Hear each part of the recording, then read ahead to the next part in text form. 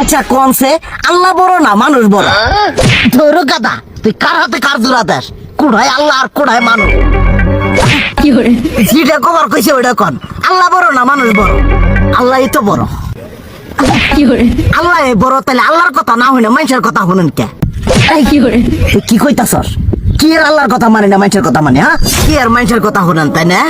আমনে যে ওই দিনকে ডায়াবেটিসের রোগ নিয়ে যে হাসপাতালে গেলেন, ডাক্তার আপনার কত কিছু খাবার না করলো, সব কিছু না খাই এখন চলতেছেন।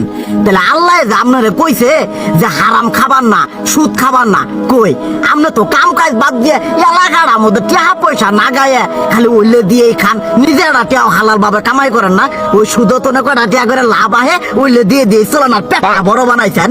শুনেন একটা কথা কই, হারামের কোনোদিন আরাম নাই। হালাল পথে রুজি রোজগার করেন, প্রয়োজনে এড়া বেলা কম খায়েন, তাও শরীর পিণ্ডও ভালো থাকবো, কোনো রোগ বেদও হবো না, আরামও পাবেন, আল্লাহও খুশি থাকবো। তুই আমার এইভাবে বুঝাবি আগে কইলি না কে? আসলে এই বিষয়টা তো আমি কখনো মাথায় এইভাবে নিইনি যে আমাদের কখনো ডাক্তার নিষেধ করলে ঠিকই আমরা নিষেধ মানি, কিন্তু উপর আল্লাহ যে কত কিছু নিষেধ করে দিয়ে সেটা মানি না।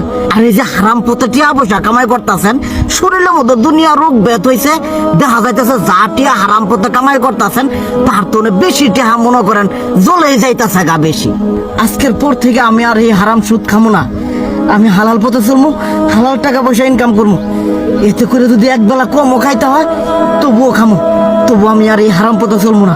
আচ্ছা ঠিক আছে।